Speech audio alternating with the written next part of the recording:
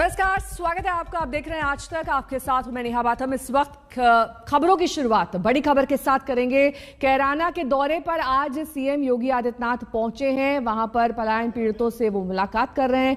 कई योजनाओं का शिलान्यास भी किया जाना है, लेकिन इस बीच तस्वीरें उन परिवारों से मुलाकात की जो कि कैराना में पलायन कर चुके हैं और परिवार के पीड़ितों से मुख्यमंत्री योगी की ये मुलाकात। बुरा आतंक था, तस्वीर से भी बुरे यूपी के विधानसभा चुनाव 2022 में होने, लेकिन इस बीच तमाम ऐसी कवायद जिसको लेकर सुर्खियों में तमाम पार्टियों के नेता बने रहना चाहते हैं। इस बीच ये अहम दौरा सीएम योगी आदित्यनाथ का। ऐसा माहौल बुरा था, कोई कहने सुनने वाला नहीं था, बुरा आतंक था, तस्वीर से भी बुरे हालात उसी दिन ताला लग गया, बढ़ गया जब से आपने घोषणा की। कैराना में योगी आदित्यनाथ मौजूद हैं, सीधे आपको वहीं ले चलेंगे। शास्त्रीय संगीत का भी एक केंद्र और उसके एक प्रमुख घराने का केंद्र बिंदु माना जाता था।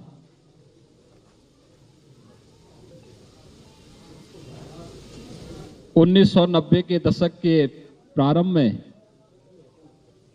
राजनीति के अपराधीकरण और पेशेवर अपराधियों के राजनीतिकरण का दुष्परिणाम कैराना और कांधला जैसे कस्बों ने झेला है। यहां पर हिंदू व्यापारी और अन्य हिंदुओं को व्यापक पैमाने पर प्रताड़ित करके यहां से पलायन करने के लिए मजबूर कर दिया गया था। देश के अंदर ये समाचार काफी सुर्खियों में भी था।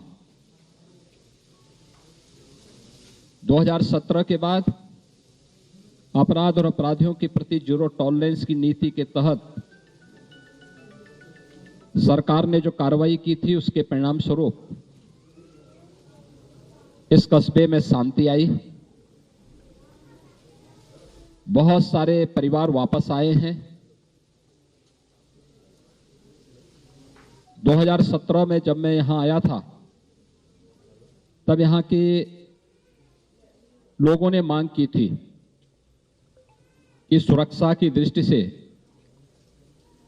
यहां की चौकी के सुदृढ़ीकरण और यहां पर पीएसी एक बटालियन की स्थापना हो। चौकी के सुदृढ़ीकरण की कार्रवाई पहले ही हो चुकी थी और यहां पर पीएसी के एक बटालियन की स्थापना की कार्रवाई के लिए आज मैं स्वयं यहां पर आया हूं और कुछ उन परिवारों के साथ भी मैंने संवाद किया है जो पिछली सरकारों के राजनीतिक अपराधीकरण के शिकार हुए थे। उसमें से ज्यादातर परिवार वापस आ चुके हैं। उनमें एक विश्वास जगा है और हमारी सरकार ने इस बात के लिए यहां के हर एक परिवार को आश्वस्त किया है कि सरकार अपराध और अपराधियों के प्रति जिस जीरो टॉलरेंस की नीति के तहत कार्य कर रही थी, वह हमारी रणनीति निरंतर आगे भी चलेगी। और यही आश्वासन देने के लिए आज मैं स्वयं इस कैराना कस्बे में भी आया हूं। बच्चों के अंदर, महिलाओं के अंदर एक विश्वास देखने को मिला है और ये विश्वास अवश्य रंग लाएगा, क्योंकि अब एक कैराना कस्बा आपराधिक गतिविधियों का नहीं बल्कि विकास की प्रक्रिया के साथ तेजी के साथ आगे बढ़ा है। यहां की जो मांग थी कि यहां पर अक्सर जाम होता है, आज बाईपास बन रहा है। औद्योगिक इकाइयों का यहां पर पुनर्गठन के साथ साथ नई इकाइयां लग रही हैं। काफी बड़े पैमाने पर यहां की जो औद्योगिक प्राधिकरण है उसके माध्यम से विकास और निवेश की जो संभावनाएं यहां पर बनी है उसके माध्यम से बहुत सारे लोगों को स्थानीय स्तर पर ही रोजगार मिलना प्रारंभ हुआ है, व्यापार बढ़ना प्रारंभ हुआ है। और हमें विश्वास है कि सरकार की 2017 में आने के बाद से जो नीति रही है और आदरणीय प्रधानमंत्री जी का जो एक मंत्र रहा है, सबका साथ सबके विकास का, तो हम विकास भी सबका करेंगे, शासन की योजनाओं का लाभ भी सबको देंगे, बिना भेदभाव के देंगे, लेकिन बगैर तुष्टीकरण की नीति को अपनाए हुए अपराध और अपराधियों के प्रति कठोरतम कार्रवाई करने के अपने संकल्प के साथ ही आज हमारी सरकार और मैं स्वयं यहां पर आया हूं। और मैं फिर इस कस्बे के सभी लोगों को इस बात के लिए आश्वस्त करता हूं कि वे बेझिझक यहां पर अपने पूर्वजों की भूमि पर रहें, यहां की विरासत को संरक्षण करना और साथ साथ यहां के व्यापारिक और औद्योगिक माहौल को और तीव्रता के साथ आगे बढ़ाने के लिए सरकार हर प्रकार का सहयोग करेगी। पिछली समाजवादी पार्टी सरकार के समय जिन परिवारों को क्षति पहुंचाई गई थी, उनके परिवार के सदस्यों की निर्मम हत्या हुई थी। मैंने जिला प्रशासन से इसकी पूरी रिपोर्ट मांगी है। उसमें से बहुत सारे दोषी कार्रवाई उनकी हो चुकी है। सरकार उनको कुछ कंपनसेशन भी देगी, मुआवजा भी देगी, जिससे वे लोग फिर से यहां पर अपने व्यवसाय को और अपने अन्य आर्थिक गतिविधियों को बढ़ा सकें और हर व्यक्ति शांतिपूर्ण तरीके से, सौहार्दपूर्ण तरीके से यहां पर रह सके। मैं इसीलिए आज खास तौर पर उन परिवारों से मिलने के लिए और उन्हीं के साथ में हमने दोपहर का भोजन भी लिया है। मेरे साथ प्रदेश अध्यक्ष जी भी, यहाँ के माननीय सांसद जी भी, हमारे विधायक भी, प्रदेश सरकार के मंत्री सुरेश राणा जी भी, ये सभी लोग, हमारे क्षेत्रीय अध्यक्ष भी, ये सभी लोग यहाँ मेरे साथ में इसी बात को लेकर के आए हैं। धन्यवाद जी। मुख्यमंत्री जी, विपक्ष सवाल उठा रहा है, विपक्ष सवाल उठा रहा है, दो चीजों को लेकर सवाल उठाया जा रहा है।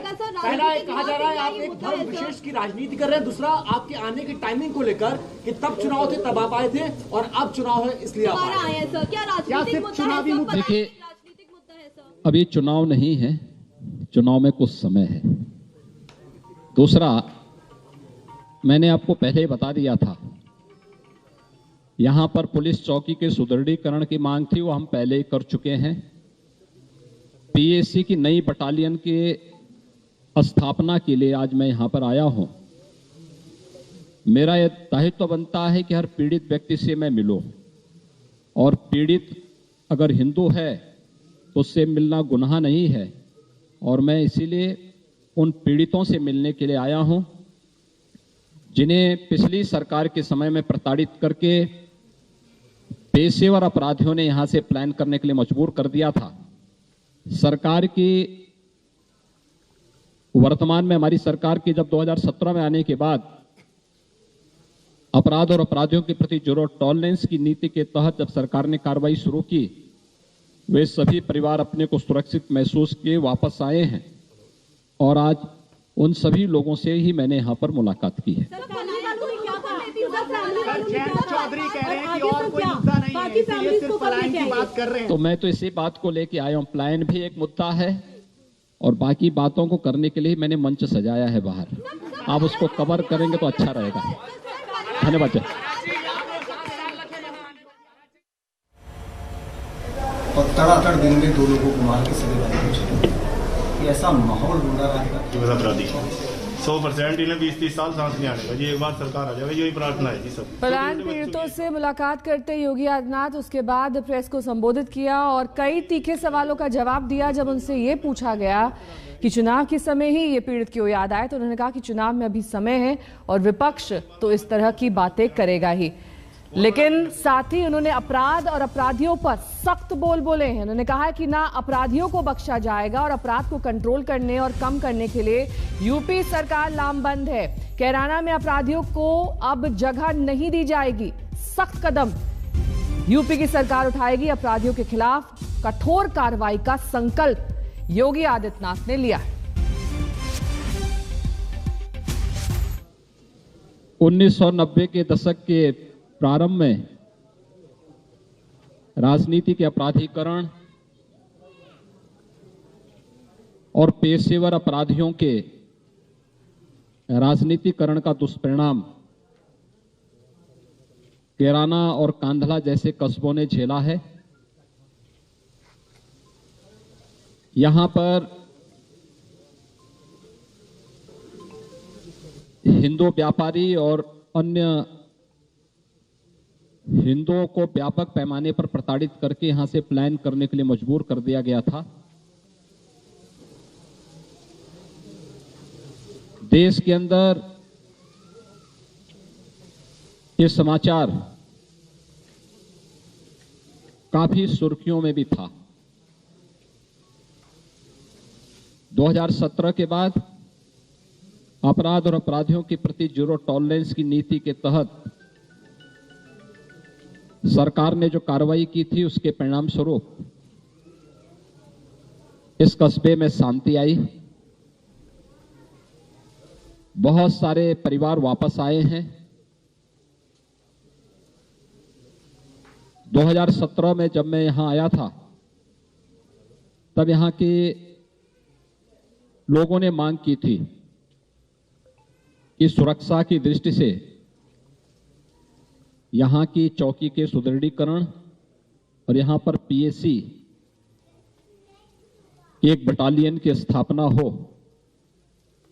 चौकी के सुदृढ़ीकरण की कार्रवाई पहले ही हो चुकी थी और यहां पर पीएसी के एक बटालियन की स्थापना की कार्रवाई के लिए आज मैं स्वयं यहां पर आया हूं और कुछ उन परिवारों के साथ भी मैंने संवाद किया है। कुमार फिलहाल मेरे सहयोगी इस वक्त तमाम जानकारी के साथ जुड़ गए हैं। कुमार, देखिए, इस तीखे और सख्त सवाल यहां पर जब योगी से किए तो उन्होंने ये भी कहा कि सरकार बेहद सख्त है कैराना में अपराध को लेकर। पीएसी बटालियन की तैनाती तक की बात की, लेकिन जो शिलान्यास करने हैं उन्हें वहां पर, उससे प्राथमिकता उन्होंने ज्यादा दी यहां पर पीड़ितों से मुलाकात को।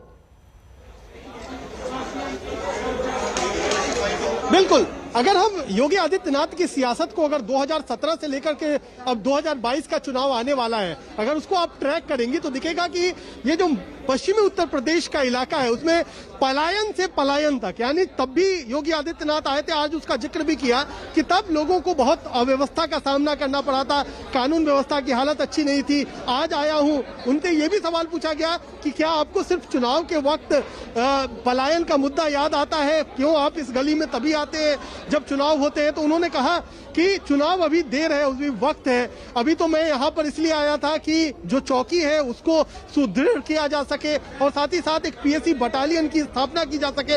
लेकिन ये एक छोटी सी गली है, कैराना तहसील है, बहुत छोटी सी तहसील है और उसमें लौटेंगे आपके पास तमाम जानकारी के लिए, लेकिन फिलहाल यहाँ रुकना होगा छोटी सी ब्रेक के लिए। फौरन होंगे हाजिर, देखते रहिए आज तक।